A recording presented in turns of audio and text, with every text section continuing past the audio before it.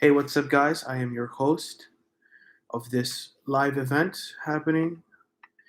Today, we'll be discussing the US education system and its long term, whatever. I have no idea what to say. How do I have one viewer? Not me. Hopefully, this viewer is not the only subscriber that I have because I'm guessing it is my cousin in the Dominican Republic. Oh, look, he's gone.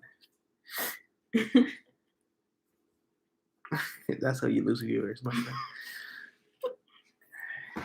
friend. And also Cookie. Okay. Halt die Klappe, Cookie. Nein, halt die Fresse. That is the correct way of saying it. Okay. Enough of the nonsense and everything. This podcast starts now. My name is Kelvin, and I'm assisted by Andrea, and I am your host for today's event. This is my first video in today's channel and my channel, YouTube channel, the movement for a better life. Of course, we all want to prosper and grow ourselves. But other people, such as Cookie, have opinions that say elsewise, so whatever. um, enough of the nonsense. I've been very mad at the way our political system has treated children and people up from K to 12 since the early 1950s. It started with the factory system being attached to our school system. You know, everyone here is familiarized if they've been through high school in the past, that they know that from middle school up to high school, where I grew up, it's usually there's usually a bell system characterizing them, telling you where you need to go, what period you need to assist, and which teacher will be teaching. This is the same thing that could happen in a factory. And this system in the United States has never been changed nor renovated, nor there's never been a reform to instate a new education system in the U.S. The only thing that has gotten worse, and they say they're progressing with, is the standardized testing. But the thing is that the standardized testing is just putting people of low disadvantage at higher risk of failing and as I call it, becoming low lives or living in the streets, as I say. I'm here with Andrea, who can comment on it or talk on her opinion based on the U.S. education system, positive or negative. Here she is. Please allow me to introduce her, Andrea. Hey everyone. So my name is Andrea, and with what Kelvin has been saying, I completely agree. The U.S. government has been really bad at changing the type of education children get, especially now. We've seen this, especially now with COVID. The school system hasn't, I guess, like changed for to improve the education of the students who are at home. I know many parents whose children have very low reading levels because of this education that they're having right now and the disadvantages that they have of not being able to have tutors, of not being able to have. So, in a way, there's a lot of factors that go into the education, and the government isn't doing much to change that. At least that's what I think. Well, I completely agree on Andrea. Our reading levels in the United States have dropped significantly. It's versus other developed nations. It's just unfair as me as a political major, I would say, but in the global aspect of how students are performing less in the U.S. than in other developed nations. We should just be putting more effort in our education system and to improve it. Maybe such proposals as mm, I have no clue because on reading uh in these days parents that are usually wealthy are the ones reading to to the children instead of the ones that are in poverty because they don't have much time to read to the child due to their lack of And not even economic that, resources. not even that. It's also that parents don't know English, so they're not able to read to their children. Like for example, if I was like 10 years old and my mom had to, and we were in this time, my mom would not be able to read to me because she doesn't know English, or my dad. It will have to be a cousin, but like that, those cousins will be working and won't have time to sit with me and study and act as a teacher for 8 hours. Or if I might say, the motivation might not be there. Yeah. I mean, through this year, we've seen our cousin who's 6 years old, and for much of the whole year, she didn't do anything. And it also has to do with the discipline that children are getting right now through COVID, because it's also very difficult since they're getting adjusted. Yeah. So there's a lot of factors, like personal aspects that go into your education, and then how the education system and the schools personally are helping the students excel in school. Yeah. Well, I need to bring out examples of these countries that if I can only bring in images into the live feed, but unfortunately, I have not. This is my first time doing a live. I have not yet learned on how to add these images, but maybe later on the comment section, you guys can also help me with some of this live hassle. But the thing is that in these developed nations, such as in Germany or Switzerland, or if I may say France, these developed nations, we tend to see the school system divided into three branches, and as well in the primary sector of that means from K all the way to seventh grade, I may say, or sixth grade. Um, they basically have it all structured in a way that they start learning on what they want to do in life. Whereas here in the United States, it is clueless. Even in as you go in college, many people are clueless. I'm not saying that their German system is perfect. They have some disadvantages as well, but I'm saying that the system that they have is just benefits more people than here in the United States. Um, I don't know what else to say other than um this is just a practice live. It's not if I were actually ready, I would have a piece of paper. Your topics. Yeah, my topics. But as I'm saying, um they go ahead. I do wonder because students now have to learn in school and at home. I do wonder what like children with special needs or who have ADHD, like those kind of stuff. I wonder what schools have been doing in order for them to be excelling, because in a way they do need more resources or at least more patience in order for them to learn. So I do wonder what they're doing. Well, I can't say I can't say much, but as a high school student back in Queens, in what back in Queens, well, let me tell you something. When I was a child, let's not go that deep there. But when I was a child, supposedly I was diagnosed with ADD, and I had trouble focusing in school. So therefore, throughout half of my elementary school years and most of my middle school years, I spent it in a small classroom environment. And the teacher to student ratio was about roughly 12 to 8 people. Yeah. And there were two paraprofessionals, or one, depending on the year and depending on the school's budget, of course.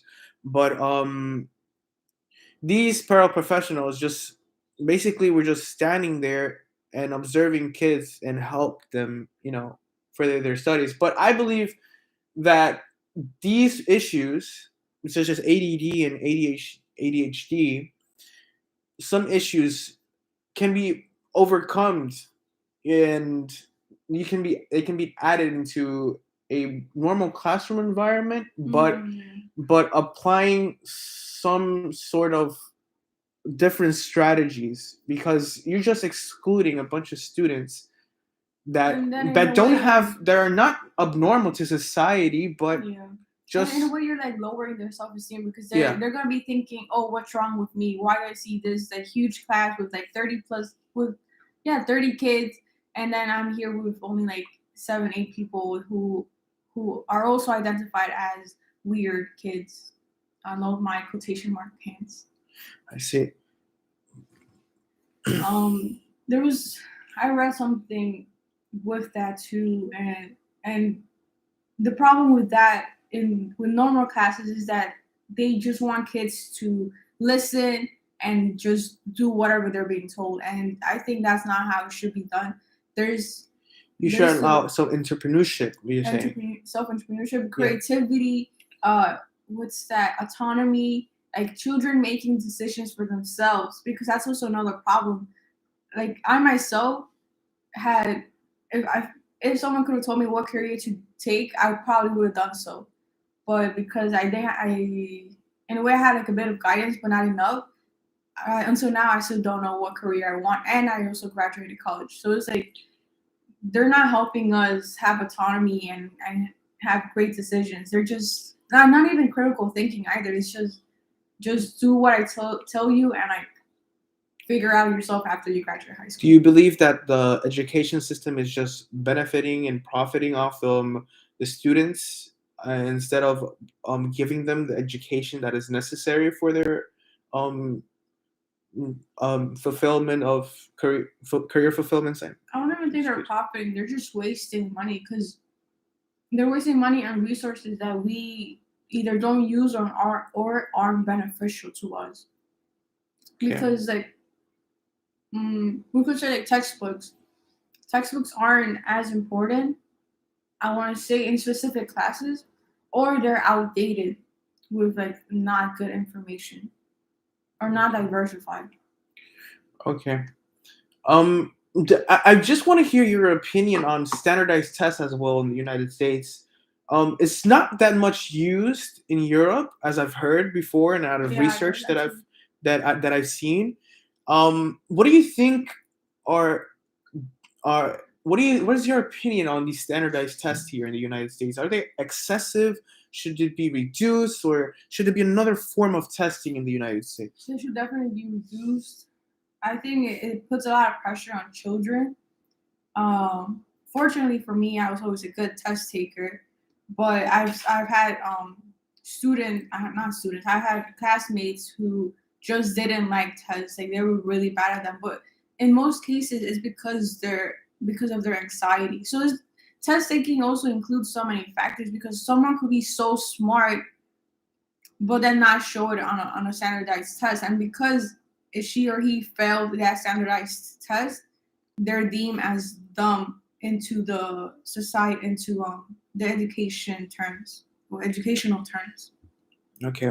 I don't want to be biased or anything, but in my opinion, the standardized test just needs to be removed from the U.S. education system.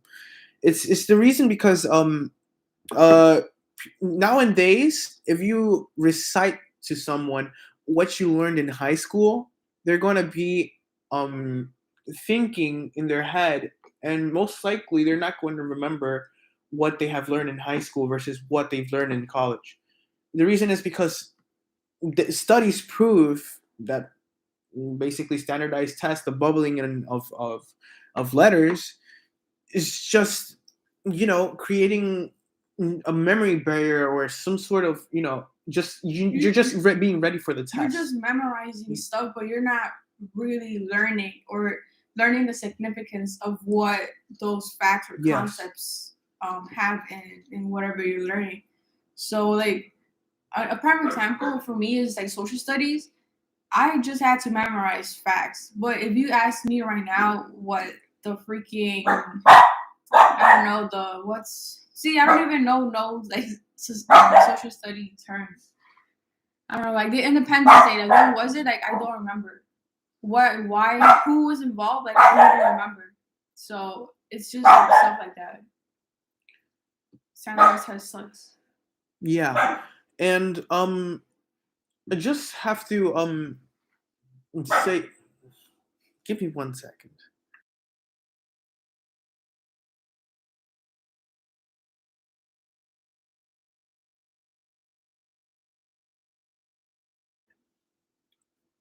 Okay, as we were saying about standardized testing and its disadvantage to the American education system is that it it's just people have said it, and professionals have said it time and time again, that these standardized tests are just ruining our education system and actually putting at a disadvantage. They're limiting. And they're limiting students, and also placing a kind of a barrier to that of students in the form of the competition, of course. So I believe that the competition in the education system should be in the entrepreneurship and the creativity, because you can achieve a goal onto it. But as of the topic of standardized tests, if you just allow just this route of just standardized testing, then people are just going to compete for the 100, and once they're done with it, they're just going to forget everything else because they achieved their goal. But with the creativity comes the fun, and the fun of this creativity comes the learning skills and memorization that last practically mostly for a lifetime, I would say.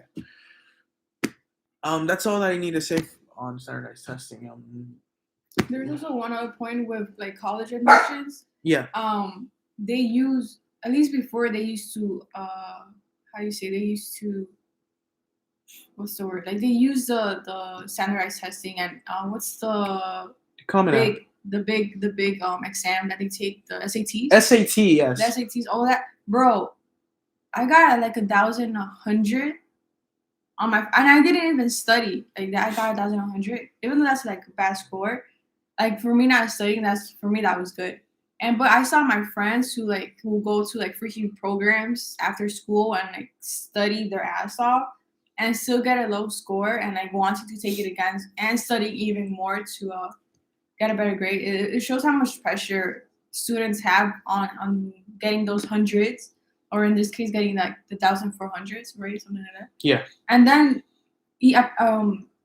on top of that, college admissions also look into your extracurricular activities, because before it used to be only grades, like, but now they also want that. And what are you doing for your community? So it's adding even more pressure to both things. Instead of like, I would if I was a college admission, I would focus more on the extracurricular activities, because I also know that not a lot of students are good at test taking.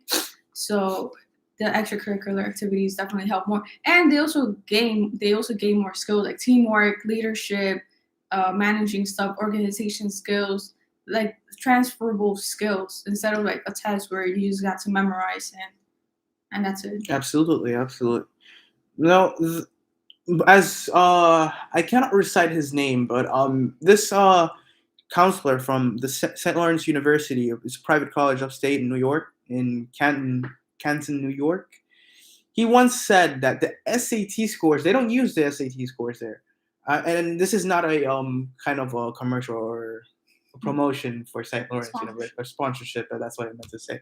But I'm just saying that he once said that they don't use the SAT scores. It's optional, but they don't use the SAT scores because it's just wrong to prove a student's knowledge on and admit them based on the SAT score, because they say out of research that it's also based on the poverty line. If you're underneath the poverty line, you're more likely to score lower on the SAT score as of someone that's over the poverty line. And which makes sense, because if I'm wealthy, I'm gonna be to buy my or provide a tutor to my son or daughter so they could study once an hour every day or something like that. one if I would go to a low income community, they're not gonna have tutors and they're not gonna have like extra resources in school maybe, or limited resources like textbooks or study books for them to learn or study for the SAT or any other standardized testing. So you could definitely notice a difference there. That is And true. the advantage That is or true. disadvantage. And these are the bullet points of why the U.S. needs to improve and reform their education system. I wrote in basically 2 papers in my lifetime in college, as I had the time, and one of them was on Prince EA. Kind of inspired me on to do this podcast on this topic right now, the improvement of education in the United States. It's because he said he recited that our education system hasn't reformed, it hasn't grown, but the public itself and the technology has grown.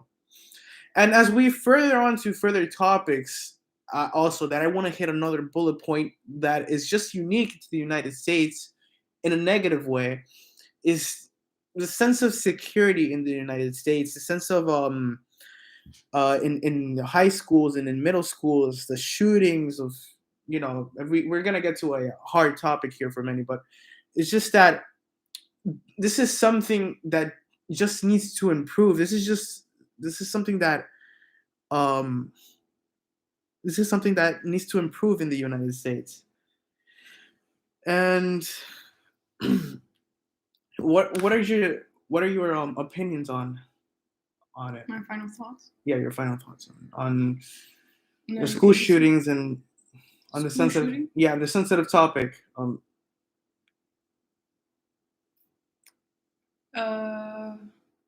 My mind goes blank right now. But I feel like there should be more. If we're talking about mass shootings and like why it happens, I think there's 2 factors that go into that, and obviously it's like the family, like the home, like the personal life of the children. But I guess also into the education system, like noticing, either like not excluding children because of how different they are, like whether they have ADHD or something like that, because then maybe that's one of the reasons why they feel excluded and do what they do. Yeah, I will go like mental health. Yeah. And mental or health wellness, mental wellness, something like that.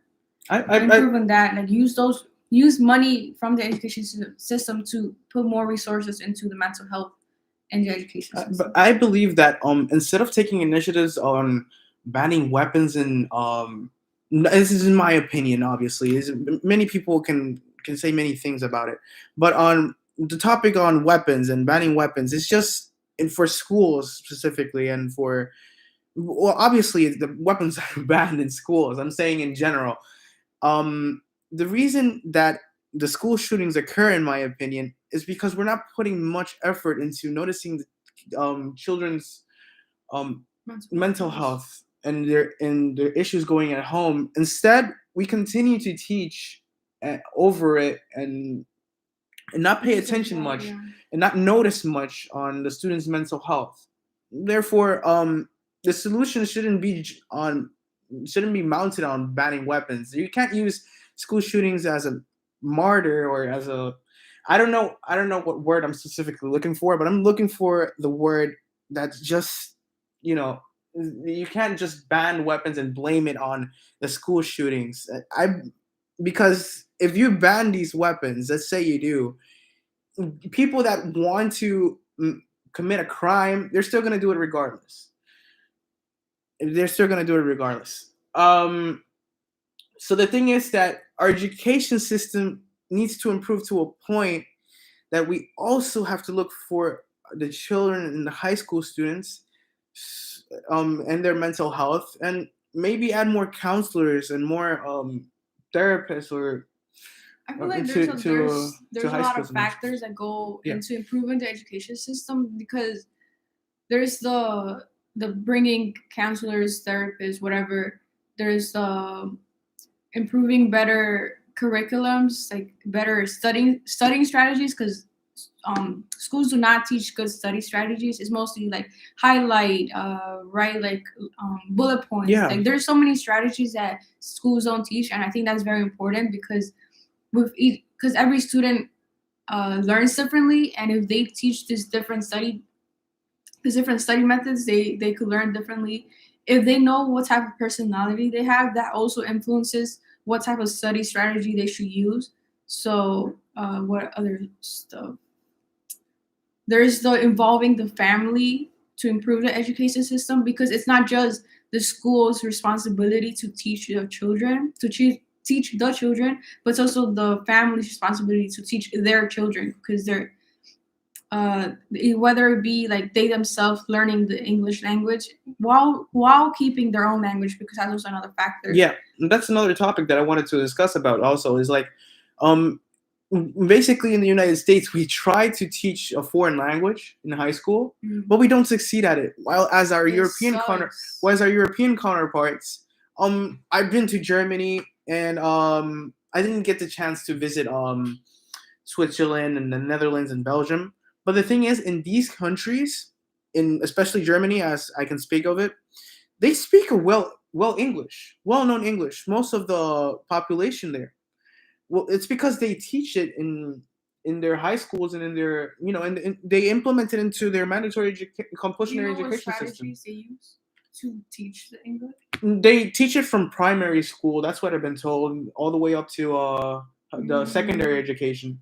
Yeah. And the thing is, if we brought this here, not specifically just teach Spanish or teach a specific language, but if we give the students an option to learn a specific language such as Spanish, French, things that go well in the market for like popular languages. Like learning the top languages. Yeah, top languages. Chinese, Yeah, English, yes, Spanish, Mandarin. Yes. Mandarin.